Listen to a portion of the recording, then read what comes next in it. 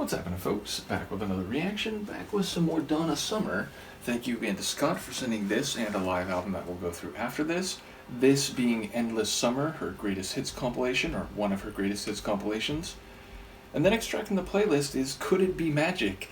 It's another phrase that feels like I've heard it somewhere. I mentioned when I reacted to Love to Love You Baby that I heard references to that song, though as it turned out I did not know it. But yes, this song, Could It Be Magic, is another phrase where I feel like I've heard it referenced, but I can't think that I've actually heard it, or at least no melody or vocals come to mind. But there's a question inherent in the phrasing, could it be magic, an uncertainty about whether something is magic, and to say that something is magic, even in a more colloquial sense, would suggest that there's something special, there's something atypical, something beyond normal reality, and thus you could be wondering whether there's destiny or something that's meant to be or something at play, or whether someone has special powers, so to speak, which again, this could function on a more, let's say, empirical level, or it just could be more colloquial, the idea of speaking about magic even if you're not suggesting anything truly supernatural.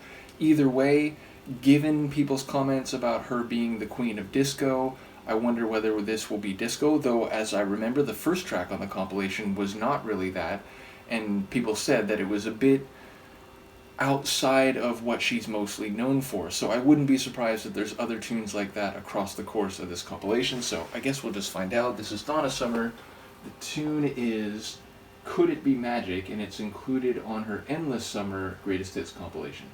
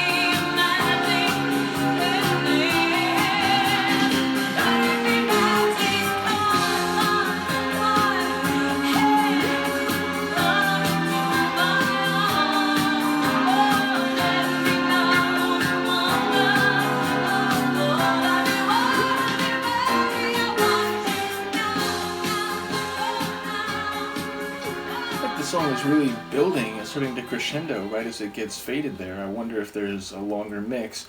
I will say also in the final, I don't know, 45 seconds or so of the tune, there was this more like synth sounding melodic layer, sort of subtle and more like a tone rather than, a wide ranging melody. But I did notice that.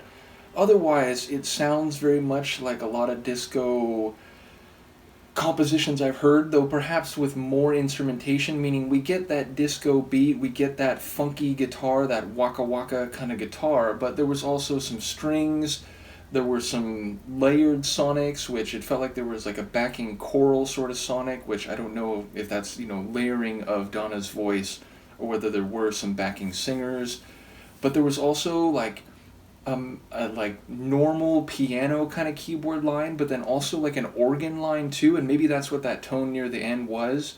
But yeah, it felt like there were two different keyboard layers along the way.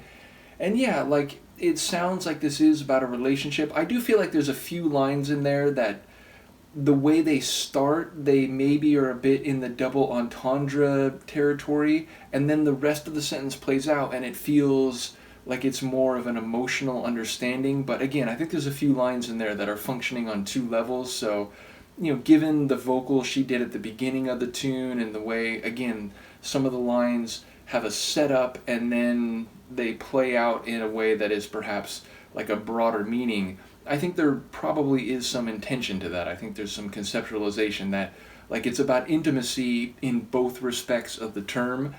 But yeah, it sounds like she is suggesting that there's more than regular reality that's possible, at least. It seems like there is a bit of uncertainty about how it might play out, even if she's saying, like, come into my arms, which suggests that, at least currently, the person is not in her arms, so it feels like it's happening in the moment. It's not like where she's recalling, or it's not where, like, I'm exactly where I want to be, or, you're already in my arms. So it feels like there's a bit of, maybe not jeopardy, but a bit of lack of clarity as to exactly what's going to happen. She's giving request or entreaties. She's not describing what is already taking place. So, yeah, maybe I'm reading a bit too much into that. But it definitely feels like it's about emotion and intimacy and the extension of that into physicality. So, yeah, it seems like maybe, very small sample size, but maybe that is a lyrical terrain that she's typically working within, whether we're talking a more soul, like funk sound, or indeed a more disco sound. I did enjoy the strings in particular in terms of the sonic sphere of the musical part of the tune. And yeah, her voice sounding very nice. Again, nothing crazy, nothing exceptional. She's not belting out huge lines. But again, she does have the like soft, sensual delivery at certain parts, and it feels like I feel that emotion coming through her delivery. Like, she makes me believe that the narrator of the song is really longing for this person to be close to her and to feel that magic. So, a good sign of her vocal performance. Do let me know what you think of this one. Shout out to Scott once again, and I will see you next time. Peace.